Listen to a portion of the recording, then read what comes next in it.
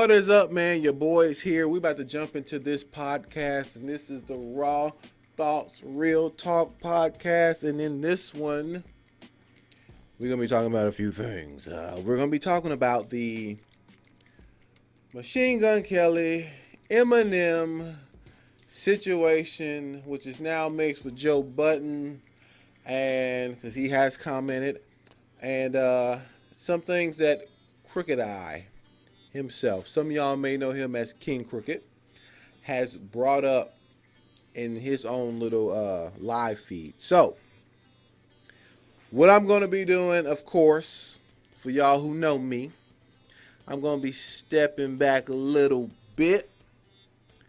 There'll be no bias here in what we talk about. So be prepared to get your feelings hurt. And I will also be showing and telling the hypocrisy of each person.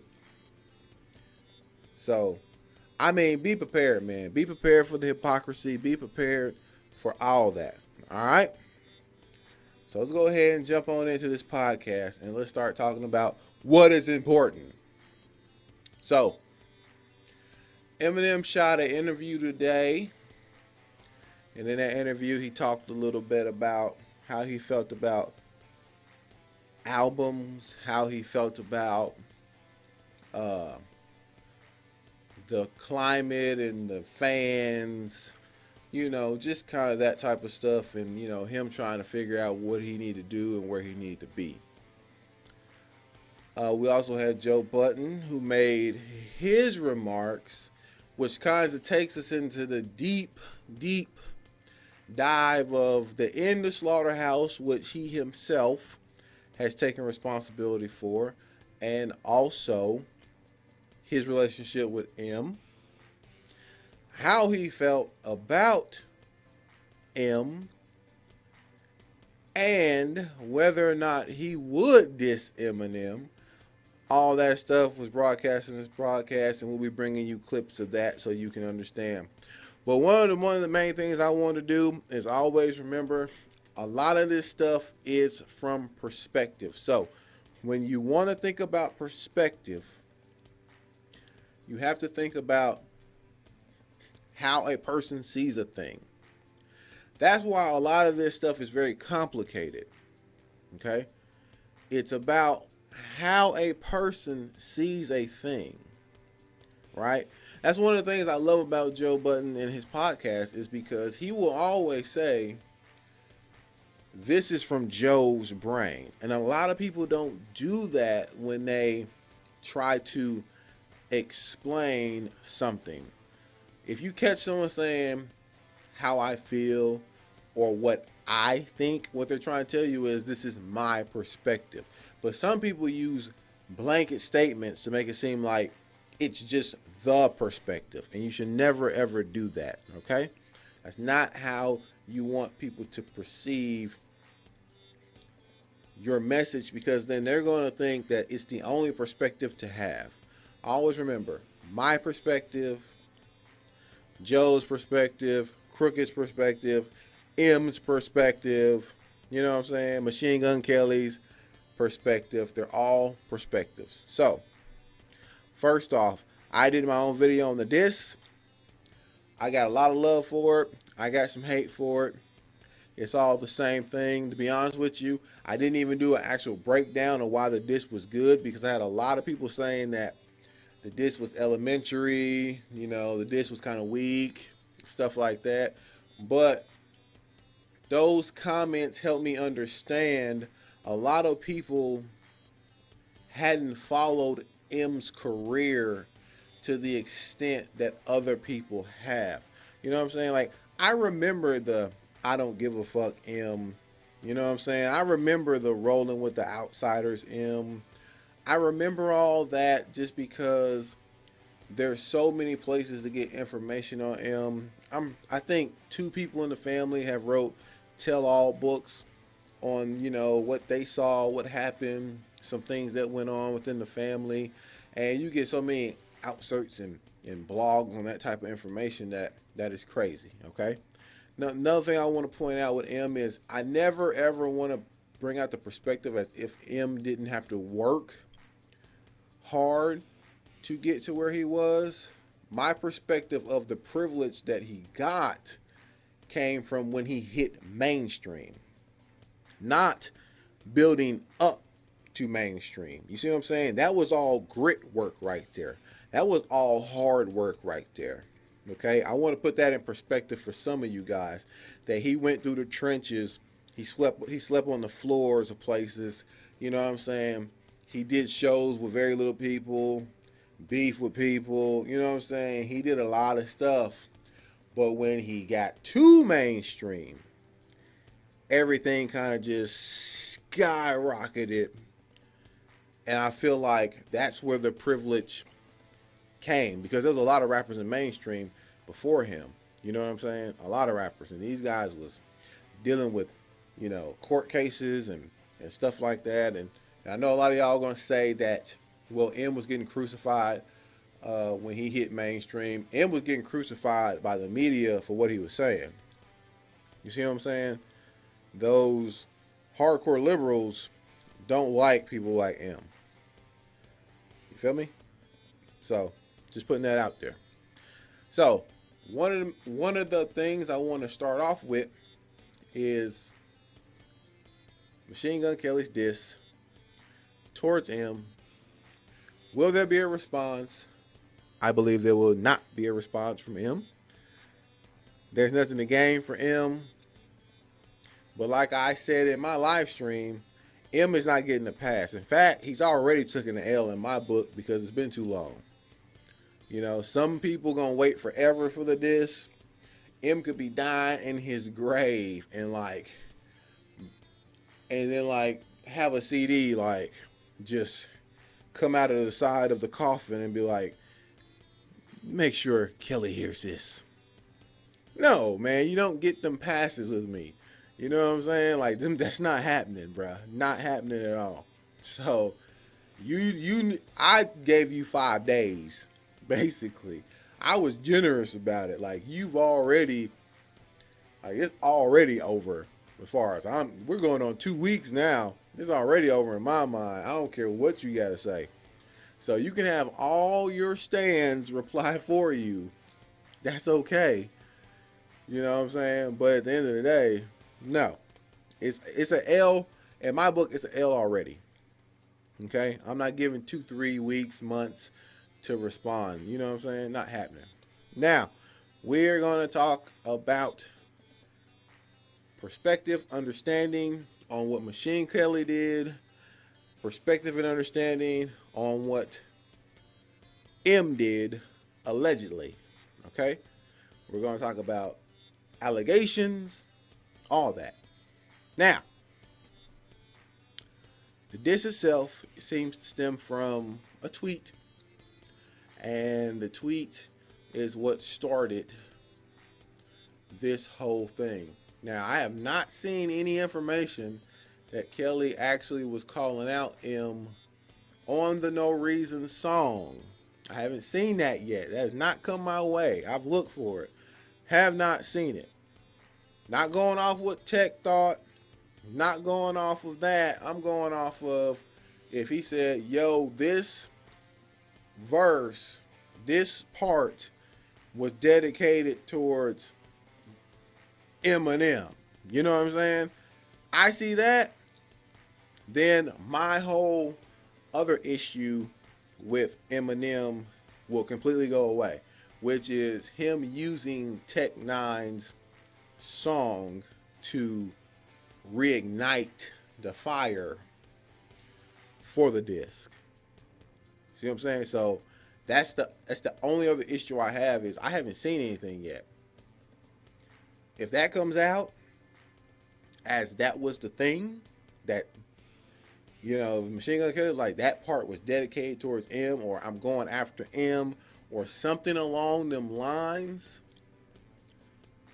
then my issue that I have with M, with trying to use Tech Nine to, you know, with that subpar Salim diss, that will completely go away. I won't have that problem with M anymore. But right now, that's still a problem for me, because it's someone you jumped on tracks with and done songs with, And you know, Tech, he respects M.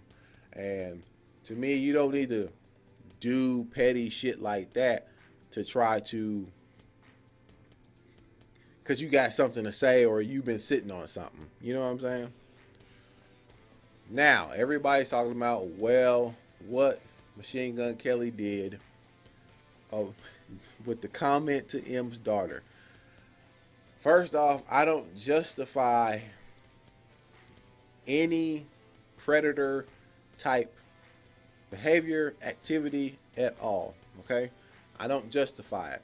From what I've seen about the tweet, you know, M's daughter is hot as F, but no disrespect to Eminem the King. All right. So I already went in on the whole pedophile ordeal and the age of consent ordeal. I already did that. But one of the things I didn't do, which some people had a problem with, is you also have to understand that the beginning of, especially with kids now,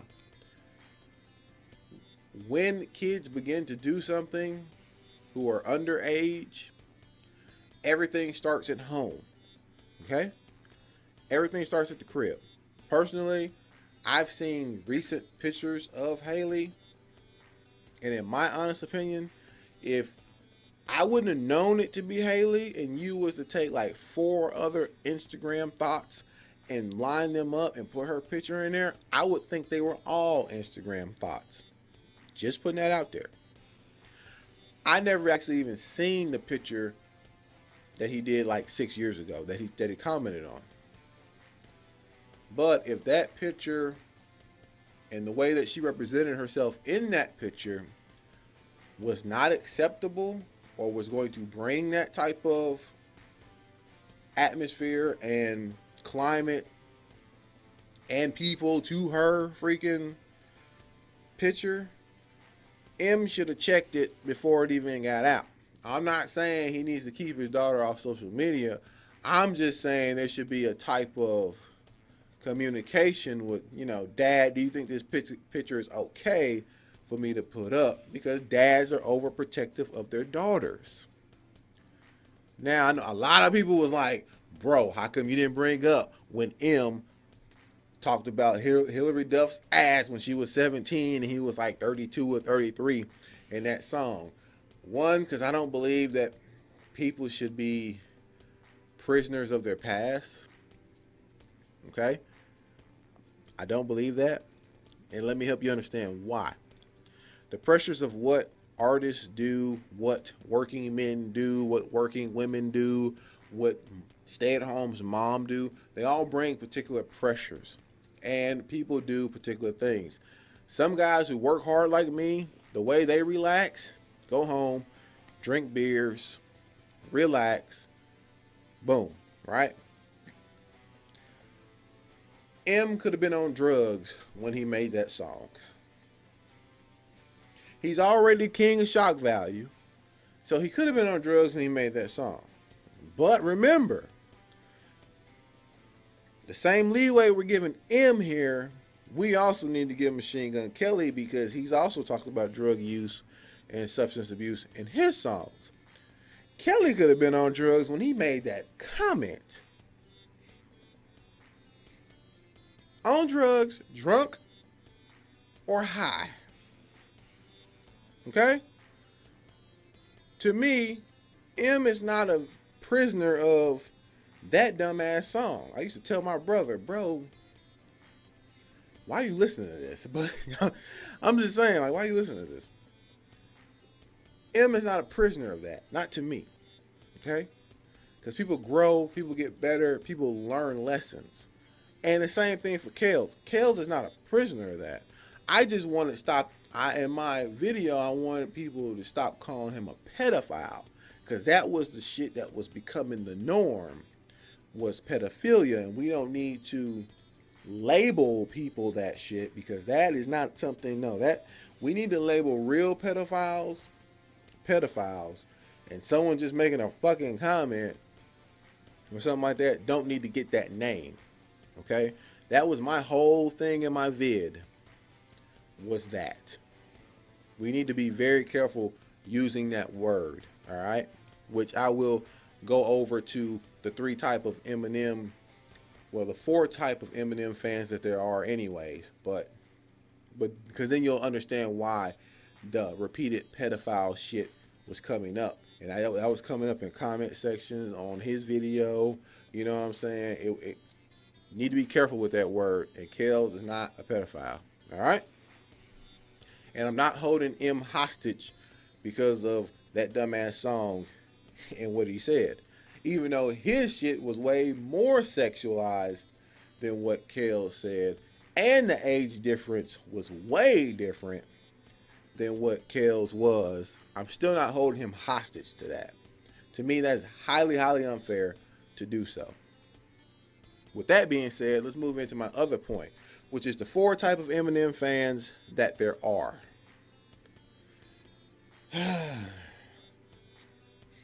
Hopefully ain't no stands in here, because you definitely on this list. Okay? There's really four type of Eminem fans. Some of us who understand and know who M is, and we enjoy his music for his music. That's one. Okay? We dip in and out of M. We check for some of his stuff when he drops it because we have nostalgia for Eminem. We know how good Marshall Mathers LP was, Eminem Show, which is some of my favorites. You know, I like Recovery. I liked Revival. Some of y'all didn't. That's kind of like the sensible Eminem fan. But a lot of the other shit we have grown out of. The joking, the needless dissing, the needless jumble of words that actually brings no actual content to the end of the verse, or nothing you can take away from it other than the fact that he made a bunch of words rhyme. Okay? A lot of, when you begin to grow up, you kind of move away from particular elements of shit that you used to do. That's one of the things that I don't check for when it comes to M. You know, everybody was like, the Chloracceptic remix. I like the Chloracceptic remix because he actually had something to say and he had bars. And to me, that's tight. Bars, wordplay, content. Awesome rapper when you do all those. My book, my opinion. So the jokety joke shit, the shock value shit has never been a thing of mine. Ever. Has never been a thing of mine. Never ever. Third fan is just the stand.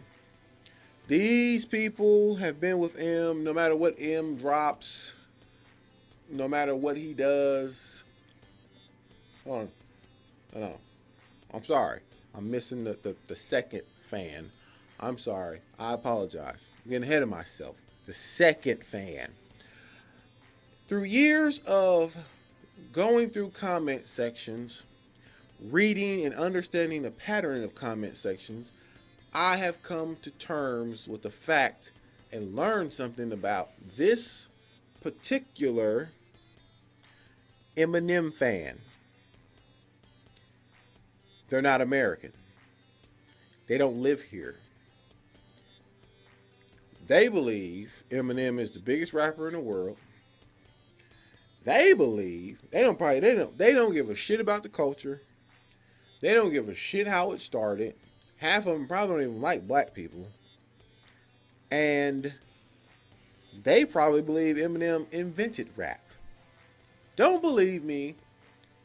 When I went to his video, an Eminem just dropped video. That's all you're going to see. Eminem the GOAT, much love from Spain, much love from France, much love from here, much love from here, much love from here, much love from here. I'm like, nigga, the first 3 pages is basically people from other countries. Eminem's the best, Eminem this, Eminem that, Eminem that.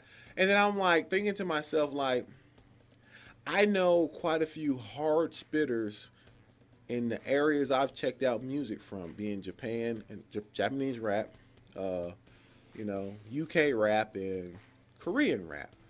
China no longer gets a pass because they blame rap for bad shit, so it's been banned over there. But I'm beginning to understand that they're not here. They're not here for the history of what hip hop was. Most of them most likely believe Eminem created it. Okay? Number 3 is the Eminem stand. No matter what the fuck Eminem does, it's going to be great. It's going to be the best.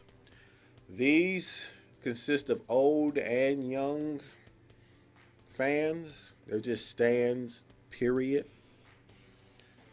You know, and normally if they're older and they're just a stan, they're probably immature as fuck. Just being real. It's probably that 35-year-old who had the opportunity to do a lot of shit with their life, but they work at a fast food joint. I'm just being real with you. That's the way I see people with no logic. They don't go very far. And the 4th person is kids. And I mean kids by like, they're the 13, 14-year-olds that cruise the internet and got shit to say.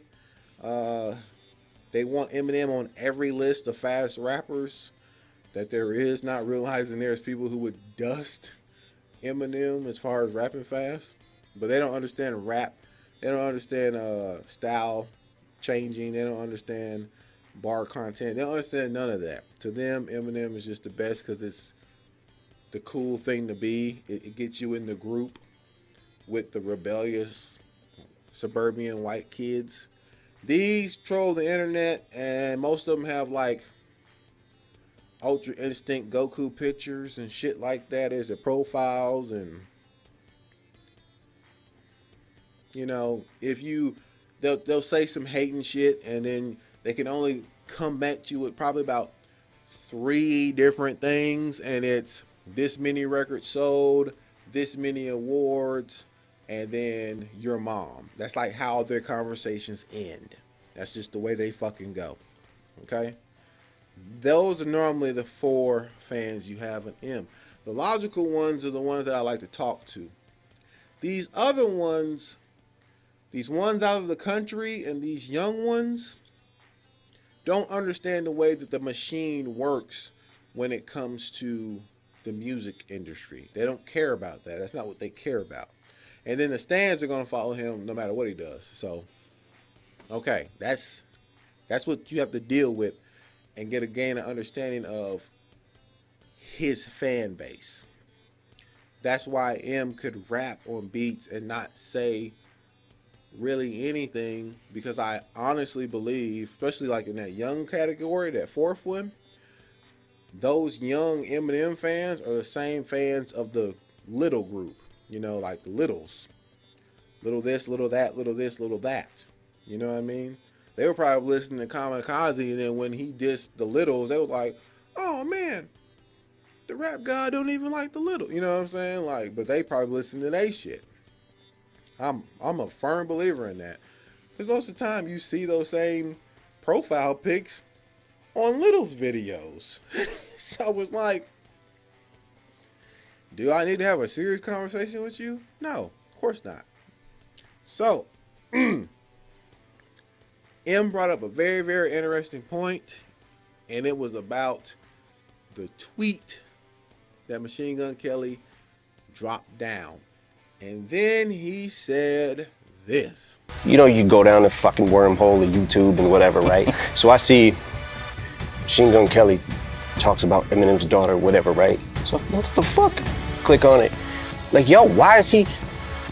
Then he starts doing a press run, basically, about Haley. Now, oh man, this is great, because this gives me an opportunity to talk about something totally damn different. Totally different. And has nothing to do with that. It is the radio world. The radio world. I'm not even going to include the media, like the rest of the media world, but the radio world. I have a big problem with the radio world because I watch a lot of interviews, and the one thing you notice when you watch enough interviews, they all talk about the same shit, especially if it's controversy. Okay? When M said it seemed like he went on a press run on the whole Haley tweet shit, let me be very clear. If Machine Gun Kelly did that, and he did that on purpose, that is bitch made. Okay? Using someone's kid to further increase your fame. That is bitch made 100%. Okay? You don't do that. That's not what you do. If you did do the tweet, and you did the tweet whether you were fucked up or sober, or you just did the tweet to do the tweet just to do it, and then you go out and start promoting something else, the number one thing they're going to do is ask you about the controversial tweet. The Breakfast Club should be the drama club. You don't believe me? There's a legend in the rap game, a Tech 9.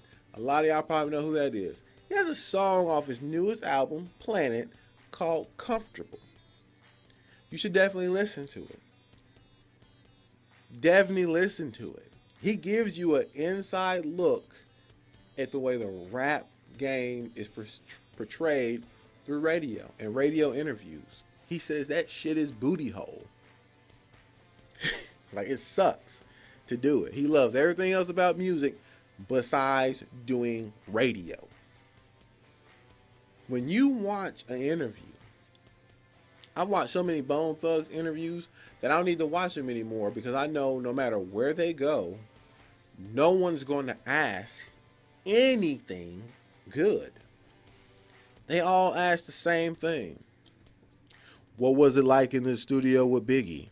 What was it like in the studio with Pac? Oh, Flesh is here. Tell us about the charge you caught.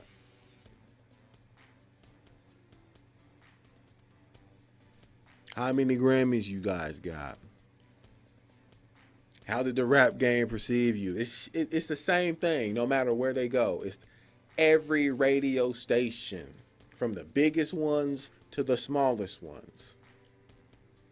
It could look like somebody's room like this, and they'd be like, so man, how was it in the booth with Biggie? Like, bro, you didn't watch the other interviews to know that answer? Y'all ain't got nothing special to talk about besides that?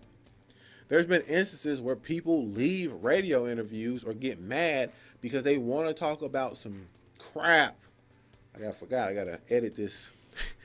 I've been cussing and everything. They want to talk about crap that has nothing to do why they're there. Don't believe me? Watch The Breakfast Club.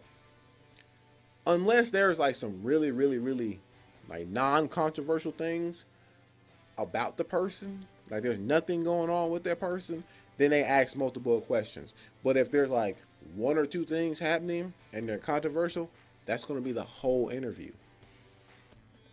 So if Kales gets out promoting a show or promoting a tour, promoting a CD, an album drop,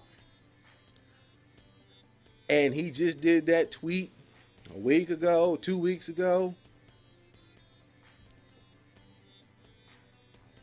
guess what they're going to talk about? The tweet. That's what they're going to talk about. No matter where you go, because it's the hot topic.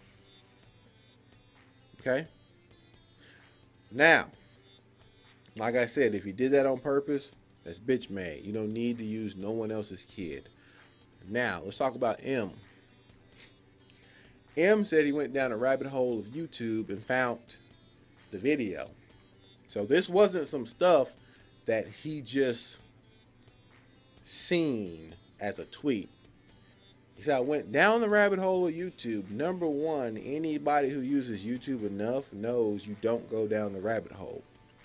That shit is twisted to the perception to cause drama and to cause controversy because those people want more views. That's a rookie's mistake on M part, but I don't know how much he uses the internet. Okay? But any normal, regular internet user, YouTube user, yeah, we know. We know that. It probably has some music playing. It probably has some dude talking in the background about, so now Kelly talking about he want to fuck Eminem's daughter, and I mean, I can't believe you would do this to the king. Well, I wonder if the king will respond. You all know how it went when you get on them vids. Here's the thing, and you know, and I'm gonna address this point here in a second. Everyone has an agenda. Everybody. Everyone has an agenda. Every single person. You're probably like, well, what about you? I do have one. I want people to start being logical. I do. I want people to start being logical. Put the fanboy aside. Put the stan aside. Put your racism aside. Put whatever. Put it aside and start being logical. That's what I want. That's why I do it. That's why I invite those with the minds open enough to receive my message that way. That's the other reason why when I say I rant like this. I rant with truth. I don't rant with yelling at you. You feel me? Why that could be entertaining for some. You feel me? I've also learned that why I am also really considered an asshole among those who know me, I never yell at them.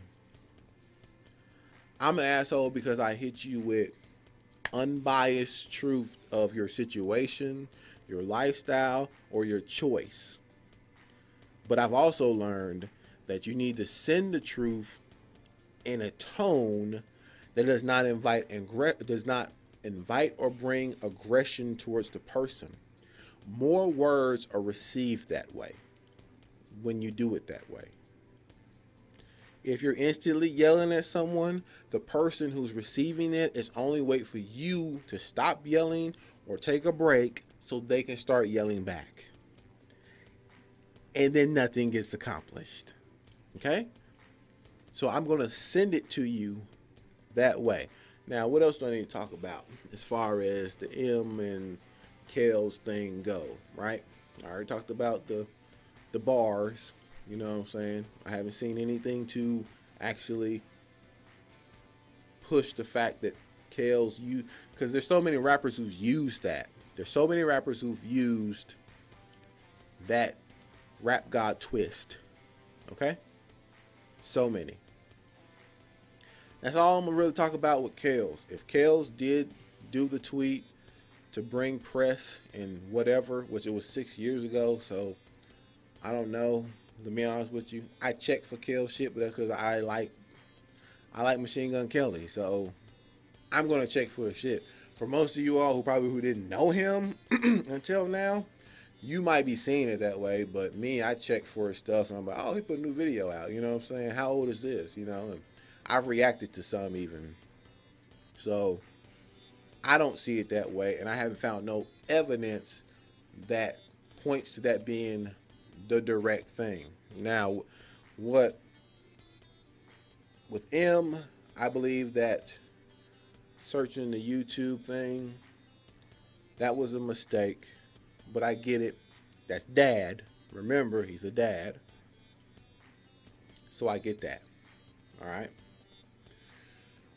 Now, let's get into the diss. For everybody who thought the diss was elementary or was weak or whack, you don't know your history. Just like that. See, that's elementary. And I was able to make that rhyme.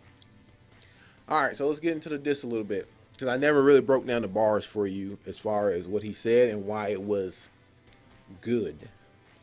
Because with the history knowing, you understand why it's good. With no history not going, you just think it's trash. He opened up with the whole beard line, right?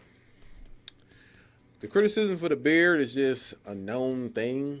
If you listen to enough people, it wasn't a strong bar to me to start with. But when he goes over into, Haley, I think your dad's going crazy. Like, I think my dad's going crazy, right? First off, he's bringing up Haley again. So he's showing you he's not afraid to mention Haley again, even after what has happened, 6 years, going on 7 years ago. That's the first thing, okay? So he's antagonizing the bear. Remember that. Even using that, I think my dad's going crazy. You know what I'm saying? He's using that. But he's doing that for a reason. Now, say, yeah, Haley, you're right. Your dad's cooped up in the studio, always yelling at the mic. Now, this is where people was like, well, there's speculation going on with some of the rhymes. Well, if you get over to the Joe Budden podcast, when he tells his story, you find out that's not far from the truth. He brings out M being cuddled when he hit mainstream. Him not being allowed to do certain things when he hit mainstream. Yeah, that's kind of normal, but even Budden found it a little odd. Okay? So that means what Kels is saying right there is backed up by someone else who was around Eminem. Okay? You got to remember, Kels was on Interscope at one point, and it wasn't not that long ago. So if he idolized M, he was probably trying to be around M or understand M making moves like how M would do it. The gist of it, some of you all said the bars of him making fun of his age. You obviously never listened to The Sauce, which is the same thing that he did to Benzino, except for he started with something a little bit more important when he said, leave the beefing to 50. Man, you almost pushing 50. Some of y'all probably was like, that bar's whack. He just making fun of his age. No, he said leave the beefing to 50. Now, the reason why he says that is a very important reason why he said that. If you listen to Kamikaze, he quotes the fact that he's taking credit for ending Ja Rule in Kamikaze. Mentioning Haley, y'all better get jaw memory. Mentioning Haley, y'all better get jaw memory. Jaw memory. Stop commenting. He does it twice on that album. He didn't end Ja Rule. Okay? That's why Kels is saying you leave the beefing to 50. The beef was started way before with 50 and Ja, before M was even in the picture. I can give you a rundown of that, and some of you all may feel different about the beef personally, but I said in my live stream how I felt about the beef, that how many people it actually took to bring Ja down, because bring a pop star down at that time was a lot harder to do if he had street cred.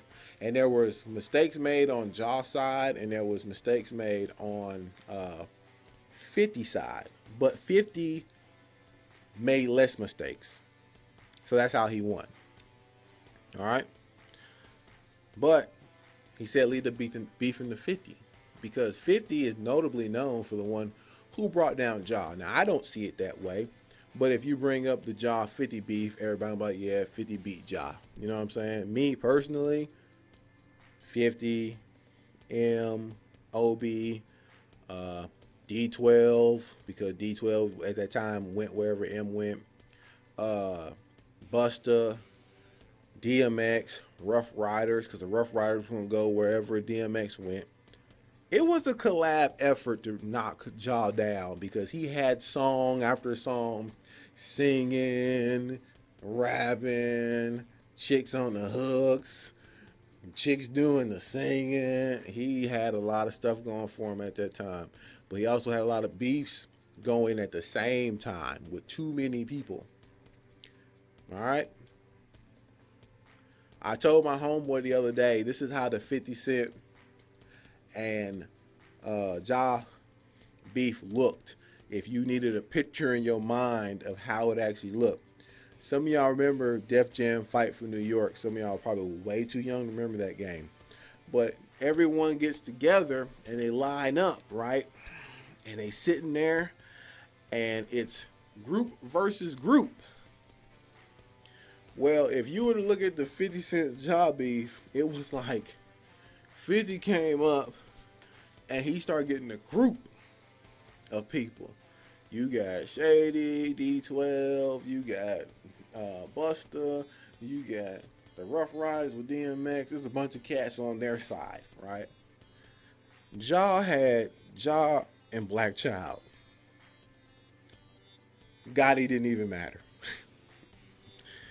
The rest of Murder Inc. was no rappers. They were no rappers. They were street guys.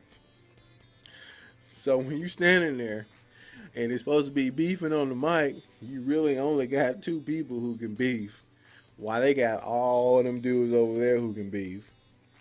That's kind of how that looked, to be honest with you. That's why Ja lost. And then there's some outside elements that came around. The investigation of Murder Inc. That was kind of the nail in the coffin for him, because that stops the money. Stopping the money, you stop the tours, you stop the promos, you stop the albums. That was a nail in the coffin for them. But he does that whole part for a reason, because he's saying that 50 did the real beefing. So you need to leave it to 50. And bro, you're also pushing 50. So he's using the sauce, okay, that sauce line, to remind him that the person you went at wasn't even a rapper. He wasn't even a rapper. So there you go. He does this a number of times, right? When he says, you can't stand yourself, and you know, everyone's like, oh, okay, yeah, you stay in yourself, right? Again, alluding back to the fact that, if you haven't noticed, M brings up stand a lot as like the rock of masterpiece for him. He brings it up a lot. He does. You don't believe me? Go listen to Revival. At the end, we're not alike because on this mic I'm God-like because I wrote Stand. I was like, all right, cool. But that song's like 20 years old. And again, I like Revival.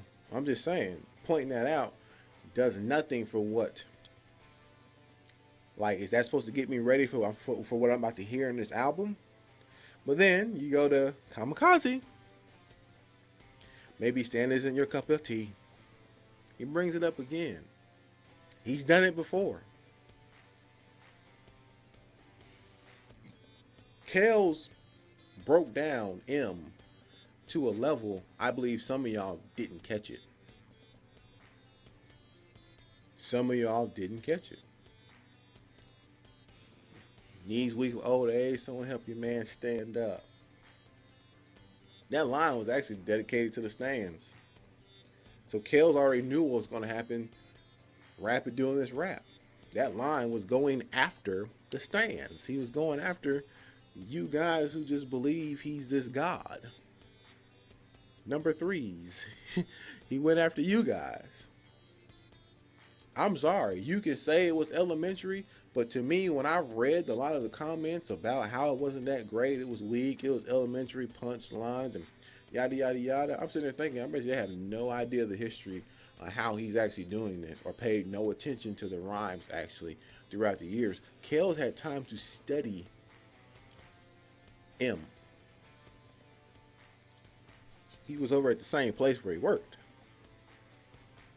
That's a dangerous opponent. You don't want to beef or rap beef. Basically just rap beef, because they're not going to bring it physical.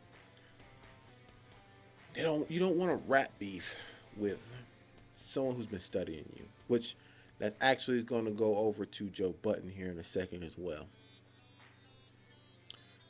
Now, when you say call up Trick, man, you sound like a bitch.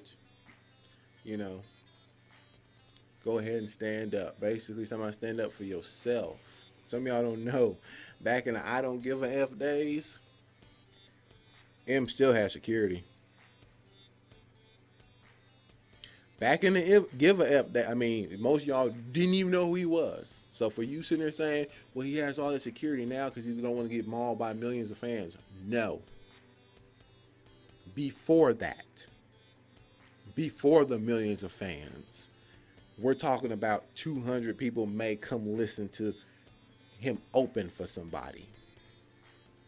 That's what we talking about. He had security then too. Some of y'all don't know. M has been slept before, like knocked out, concussion, all types of issues. Okay? So before some of y'all like, well, he ran with Trick, so forth and so on. I get that, but there's a history behind that as well. And what I mean by that is Proof introduced M to Trick. Okay? Proof introduced M to Trick. By no stretch of the imagination is Eminem a dummy. Remember that during this entire podcast. By no stretch of the imagination is Eminem stupid. Okay? Eminem knew he was a white boy coming into the culture. Do you know what that means? The culture was a little bit different back then. As far as white people hitting a grand stage and being known as a rapper, we normally look to the Beastie Boys because they was the rappers, the rhymers, you know what I'm saying? They did their thing, and that's kind of what we look at. But to hit a pop level was Vanilla Ice. Now, some of y'all know the story of Vanilla Ice, but I'm going to give you the deeper breakdown of Vanilla Ice and what happened to Vanilla Ice. Some of y'all know the story of the being threatened by Suge, hung out the window. Some of that stuff is alleged. Multiple people say it did happen, but we'll just say, for the sake of conversation, he was threatened in a very, very, very violent way by Death Row. Okay? There's a reason for that. One, there was you're not going to come into the culture making a bunch of money and not pay dues. That was first, because that's one of the things that Suge was about back then and heavy on, was the money side of it. You know what I'm saying? He's played people, he's ripped people off, he's done a lot of stuff, but I'm saying that was one of his things. Some of y'all probably like, who is Suge? I'm sorry, Suge Knight, for you who need to Google who he is. Suge Knight. Second, this was on part of Vanilla Ice's fault, but I don't really think he knew. The culture at that time was also a baby. Okay? Well, no, not really a baby. It was, let's say, a little bit more like a 10-year-old at that time. Okay? I remember sitting in my house watching the music awards, and you hear the music start. Doom doom doom doom doom doom. Doom doom doom doom doom doom. I'm like, Vanilla Ice from the show, finna perform. I remember the stage going dark, and then you see this body come up. You see the hairstyle, so you already know who it is, right? But remember, it's still dark. Doom doom doom doom doom doom. Doom doom doom doom doom doom. And then the lights hit. The backup dancers are back there. Everything. I looked at M's outfit. I mean, not M, I'm sorry. I looked at Ice's outfit. I said, as a kid, I was like, that's weird. It was colorful. And he had these enormous, outrageous shoes on, too. I said, that's weird. Whatever. Ice, ice. You know, you're a kid. I'm like, ice, ice, baby. You know, it's popular. As I got older, I looked back on that multiple times and then understood why Vanilla Ice was got up out of here. He was clowning the culture. The big shoes, the colorful outfit, all that shit. That was a disrespect. I like, so you trying to take our culture and make it look like some clown shit. You know what I'm saying? For the white people. They got him up out of here real fast. And he had no backing to stay. So you know what M did? M linked up with some real cats. He linked up with some real cats. You want to know why? That keeps you protected. Because even though gangsterism had begun to go from being real gangsters in the game to softer gangsters in the game to made up gangsters in the game, there was a lot of things M did that wouldn't have flown within the culture. The dressing up like a chick, all that other type of stuff, all that shock value crap he was doing wouldn't have flown with the actual gangsters in the game. So M linked up because he needed protection. By no stretch of imagination is he dumb. He's not dumb at all. Like, there's been other rappers who hung with real cats. And normally you have to leave those real cats behind or something bad will happen to you. Now, let's go back to Ja so I can make that point. Ja hung around street cats. The investigations, the crimes, all that stuff start coming down on Murder Inc. Because when you hang with niggas in the streets do street stuff. Boom. That's why your gangster rappers now are made up. Labels don't want rappers who can't be in the booth and can't be on tour because they dealing with court. They don't want them. They don't want them. So, tough talk on the mic, be sitting at home off the mic. That's what happened. The last of the gangster rappers is really coming down to like the Nipseys, you know what I'm saying? The Dave Easts, like, you know, like the last of like the people who gonna get like major like out there. That's about the end. The gangster rapper, like the regular gangster rapper, there's probably quite a few of them on like the lower mid-level, and all they rap about is the streets, which is cool. But I mean, like getting up there, nah, Vince Staples, all that type of stuff, that's gonna go away. They don't want nobody dealing with charges in court because you can't be making no album, which they need their money. You can't be touring, which they need their money. That's why the gangsters are now the Uber drivers who are selling you gangster stories, okay? So yes, that is in the game now. So for everybody who was like, well, you got on M about not, you know, rapping about stuff that he wasn't actually doing. Yes, but I never took M for no street cat. So that's not what I was talking about. I was talking about all that goofy shit that he raps about that he's not doing. That's what I mean. So let me clarify that as well. So that takes care of M with the trick, and so forth and so on. Now, let's get over to Budden. This is the fun part. Budden made some comments, and Budden actually had some real good insight. But always remember what Budden says is from Budden's brain.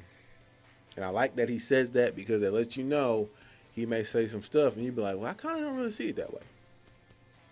Okay? But Budden made the comments that he stopped being mesmerized by M. I'm not mesmerized by any rapper anymore, but not being mesmerized by M anymore. That's one thing he brings up, which is a good point, because once your guys become men, then you compare them to men or man, which is you. Okay? Then you have our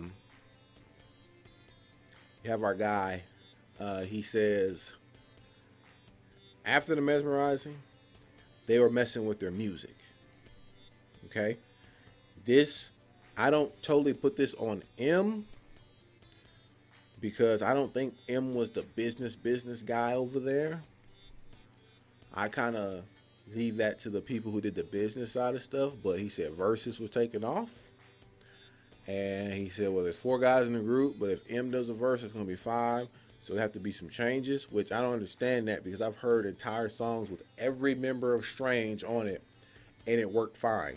I don't understand that part of it. But again, they got some type of formula that caters to Eminem fans, which begins to make me realize, because Budden was like, you pulled me off some of the dark emo songs, which would have been perfect for Budden to rap on. And then I was like, dang, it's kind of right, because I remember listening to some songs, Slaughterhouse, and I even did a reaction to Psychopathic Killers, and I was like, Budden would kind of be really good on this. Where is Budden? And when you begin to hear more and more tracks with no Budden, or no Joel, or maybe even a Crook missing, he said, imagine everybody racing to the booth to get their verse done first,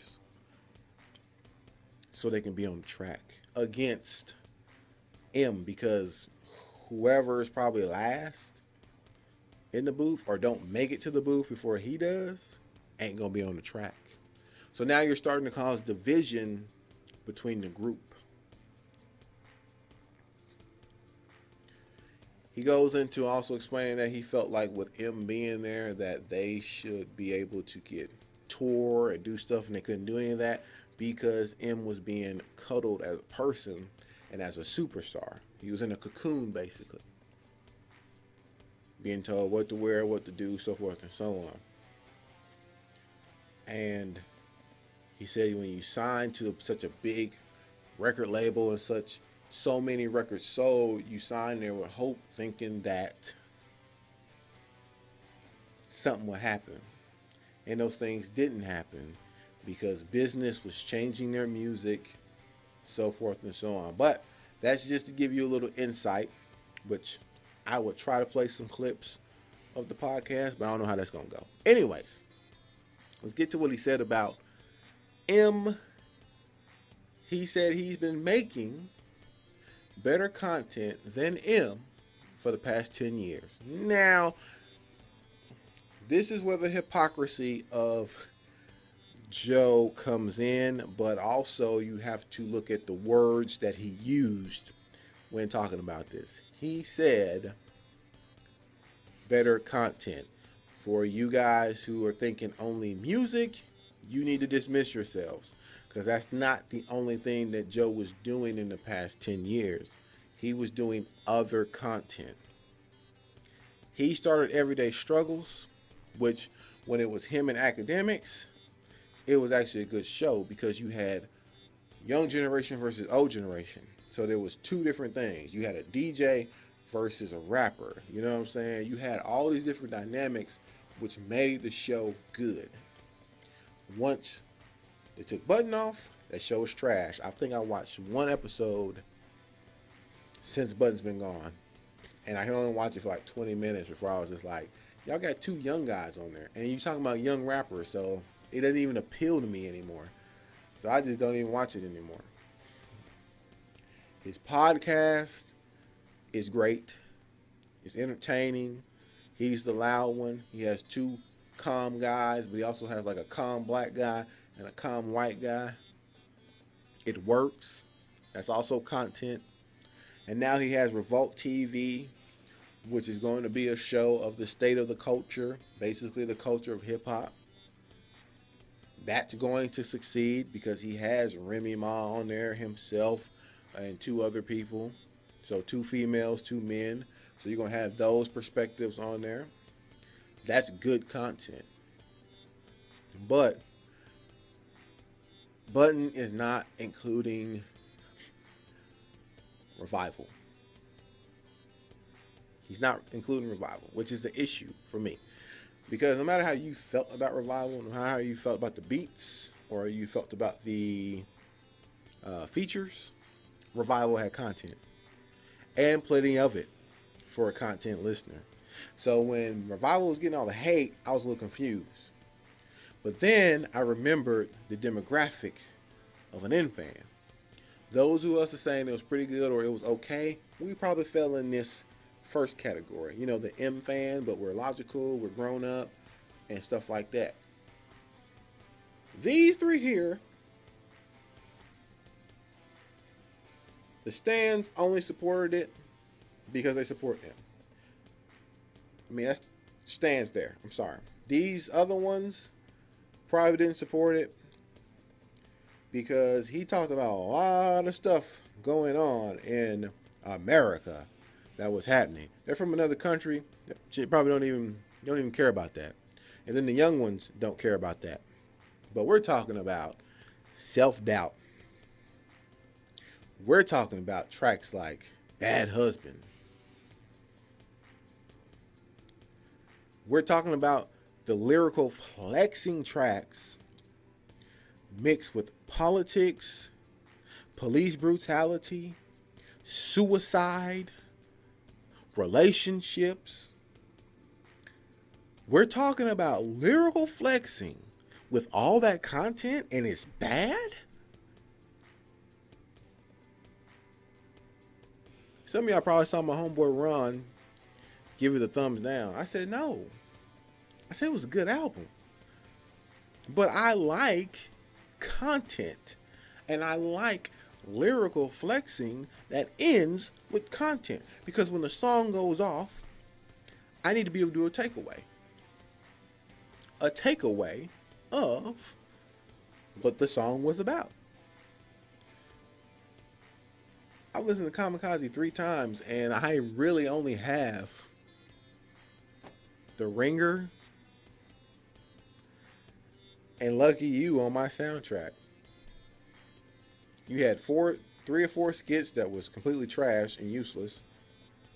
Yeah, they're supposed to be funny or engaging, but most of the time they're not anymore. So you got to trash that.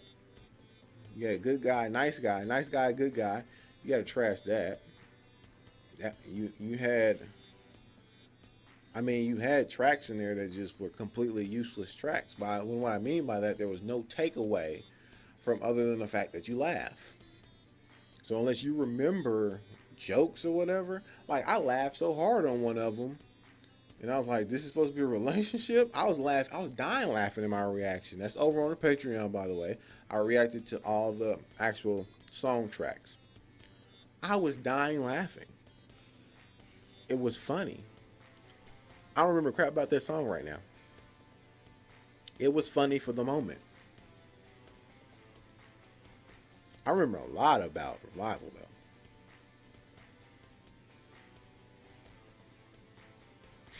I would put Revival above Kamikaze because that's how I listen to music.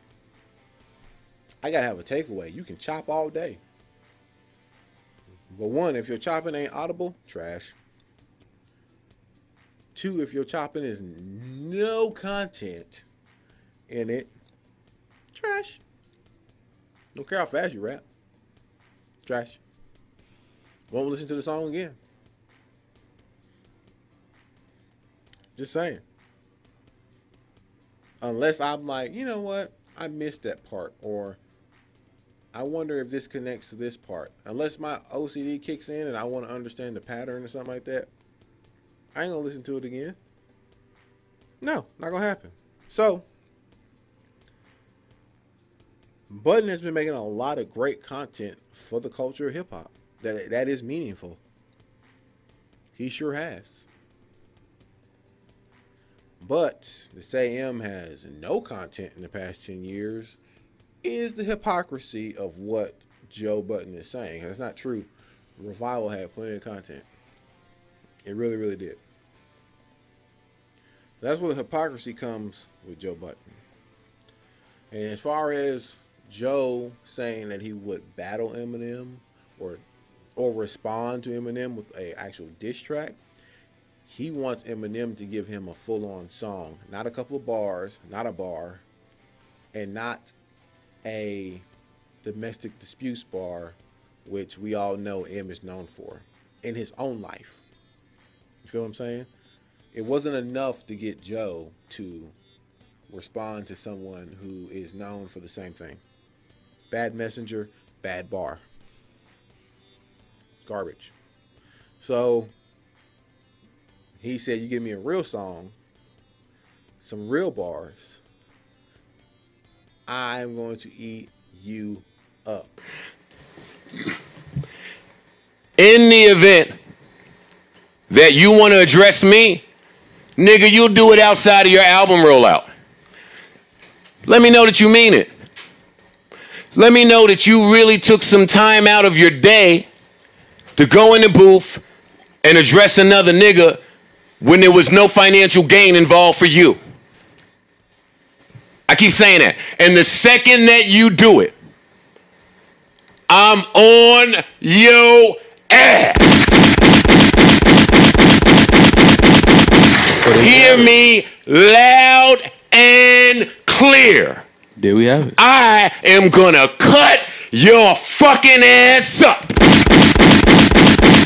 All right. And I've been waiting, baby. That is his words. I'll definitely play the clip for you. But I was like, now things are getting interesting. Cause some of y'all, what's y'all, number 2? You out of country cats who only know Joe Budden from Slaughterhouse. You don't really know Joe Budden. Okay? Go over to my Patreon. I did Making a Murderer Part 1, and he lets you know what he was going to do to the same people who probably listen to M out of the country. You probably listen to Drake as well. He lets you know what he can do to a rapper. He lets you know what he can do to a rapper. He might have a bad stigma of somebody who gets in his feelings. But when Joe gets into his feelings and into the rhymes, he lets you know what he can do to a rapper. And that will be a beef. That would be some diss tracks. I would love the culture to have. M versus Joe.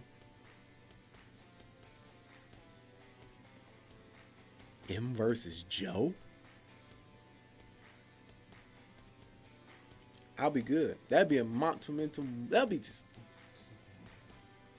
It's a big moment for us in hip hop. Will M do it? Probably not. Why? Because I don't think. Kind of like Machine Gun Kelly. Oh, you want smoke? Not literally, because you'll choke. Not really. M has M's stands and underage, no, not the underage, M's stands mainly have built him a great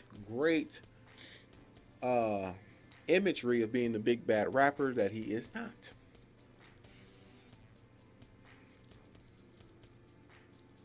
That he is not. Cannabis is the only one on the list. The only notable back and forth. He gets no credit for Ja from me. He gets 0 credit for all the pop stars. Mariah Carey, don't count. Britney Spears, all them pop singers, all that crap, don't count. His own mom, don't count. Does not count. At all. But the stands have built him up as this big bad rapper like who wants a piece of M. Who wants a piece of M?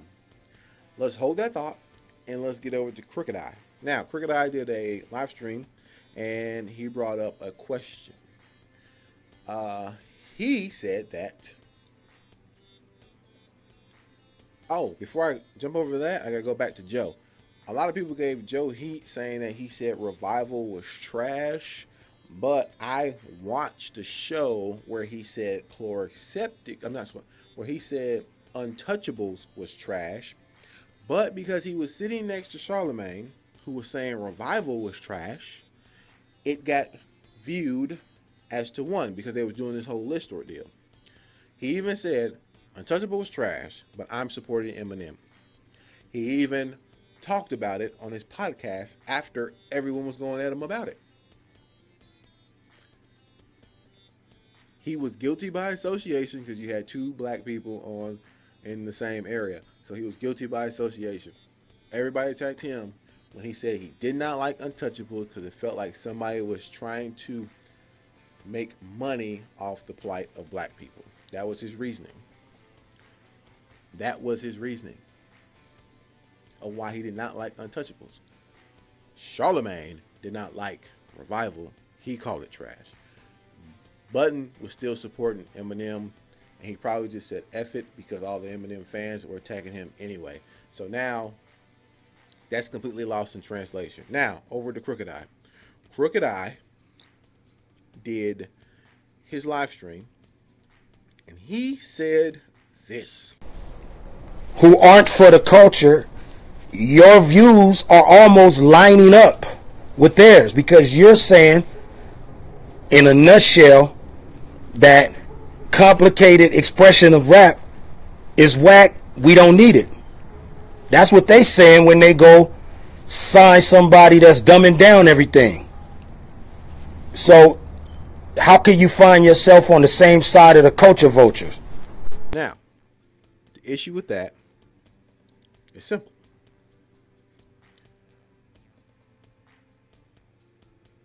He's trying to mix culture vulture and rapidy rap no content rappers. He's trying to say people who say just rhyming words is irrelevant and culture vulture are the same. And to me, that's the complete hypocrisy of Crooked Eye. Crooked Eye can rap a bunch of words and have no content. Crooked Eye can also rap a bunch of words and have a bunch of content. But he feels like the attack of the elite MC is happening. That's not the case. I do not even bring Lord Jamar into this conversation because he has a heavy bias that goes a heavy way. I don't deal with that. Okay? You can go to his podcast and you'll see the heavy bias I'm talking about, because Raw Digger was really going to bat for Eminem in some ways that I was like, final. I'm like, I was agreeing with her, like, yeah, kind of agree with her. You know what I'm saying? Like, you kind of Mr. Fantastic in it right now, Lord Jamar. I'm just being real. So he's not even going to be a part of this podcast because of that reason, because of that. So you have Crooked Eye saying people who say that rapidy rap rappers, you know what I'm saying, are under attack. He's trying to say that people who say that rapidy rap rappers, he's saying that they are the elite MC and they are under attack. And by attacking them, you're the same as the culture vulture, basically because the culture vultures are the one who create all the MCs who don't really be saying anything at all and putting them together. I believe that's hypocrisy, because what the people who are saying that rapidy rap has no content, what they're saying is what I said earlier. Rapidy rap songs, you don't really take anything away from them. You just don't. Soundtracks to life are not normally done with just rhyming words, not bouncing the word, not storing the word to add it to 4 bars later.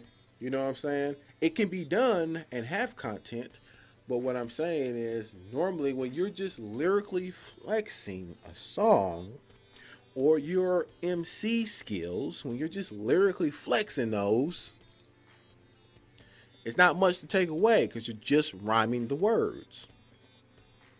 Okay? It's impressive. At times, I like to use it to try to figure out what word was picked, the bar line, how far they went outside the bar line. Did they stay in the bar line here? How far to go out here? You know, the rhyming word that they use and maybe skipped a bar. You know what I'm saying? Like that type of stuff. Like I said, that helps my OCD. So I like that type of stuff to an extent. But when I say I want to sit back and listen to something that's going to give me a takeaway, I don't go to that. That's what Budden is talking about when he says rapidy rap. It's basically there's no takeaway from it. So I believe that's a hypocrisy on Crooked Eye's part, because he's trying to put something together with something else that don't fit. If you can rapidly rap with content, they're not talking to you. If you can rapidly rap and you have no content, which mainly means you probably didn't really live a life that you claim to have lived because you have no experience of that life. So if you're just an industry made up high-end MC, most of the time you're gonna be rapping about stuff that they told you to rap about, but there'll be no takeaway because there'll be no real life experience behind it.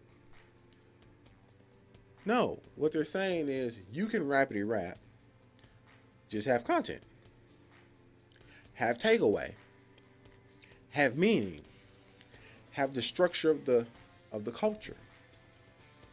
That is fine. That has nothing to do with culture vulturing. That's the hypocrisy, I believe, that sits with Crooked Eye's point. So, for my Patreons, I'm going to do something special for you guys. For my Patreons, I'm actually working on something where I'm going to explain the Eminem Machine Gun Kelly beef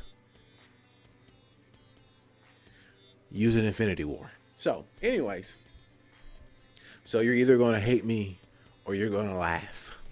One of the two. We'll find out. So you guys let me know what you thought. I had to stand up for this because this was going to be long, and if I sat down too long, like ass cheeks was going to be like numb. So I went ahead and stood up, so forth and so on. But you guys let me know what you thought about this podcast. What do you think? I understand not everybody gonna agree with me. I get it, but I'm definitely open to the dialogue of your points. Most definitely open to them. I will try to answer them when I can and give you my rebuttal. Or if you just say some truthful stuff, I'm just gonna be like, well, that's all facts here. Like I can't think of nothing to go against. You feel me?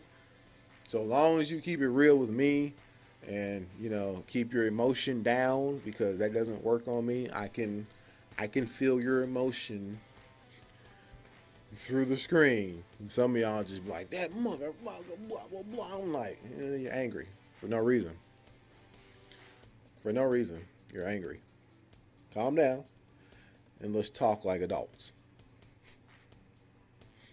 But we'll get more answers from M as this series or this interview that they're going to break up into like 6 parts comes out. So we'll get the alleged if he tried to blackball MGK, because if he did, or if he admits that, that's bitch made on his part. It just is. It's bitch made. Now, maybe if he said I did it out of anger or I was upset or something like that, and I really wish I didn't do that, and he like, you know, kind of explains it that way, I'll be fine with that. You know what I'm saying? But no one here is thinking that Eminem should try to blackball anybody when he's supposed to be the big bad wolf on the mic, right? Bring it to the mic. Now, before I go, I got to do this. There's a lot of you delusional mofos out there who think that M is the best alive, but you believe in the machine of getting all the albums sold and the Grammys or whatever, which your own rapper degrades the Grammys himself. I don't understand why y'all still bring that shit up, but he degrades the Grammys, which means he degrades the system itself. Anyways, he is not the greatest. If you're looking for chopping from natural choppers, I mean, who could go against M?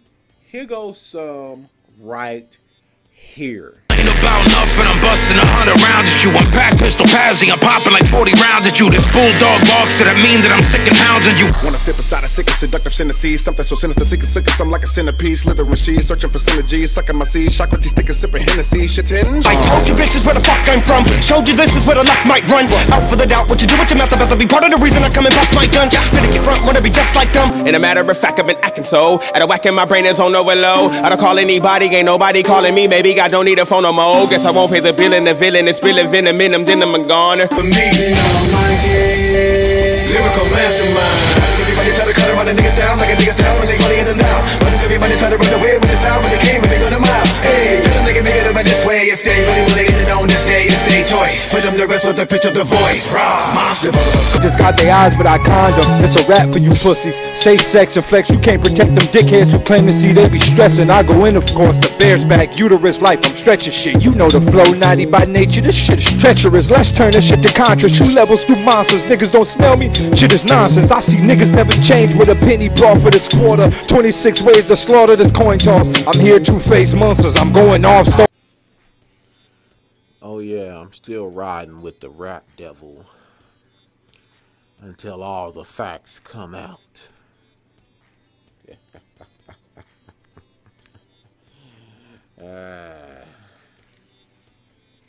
Anyways, your boy is, of course, Nixon. They ain't too bad for a time, actually. So you guys let me know what you thought down below. Remember, check the Patreon out. I'm actually going to be bringing some more stuff over there because now with a Patreon, I can do rock and roll. I can do rock. I got my warning when I did the Avenged Sevenfold. They let me know. They didn't take it down though, but they definitely let me know. And I was like, dang, I can't do no rock, man. But now your boy can do rock and just put it on the Patreon. Anyways, your boy is Nixon for the second time.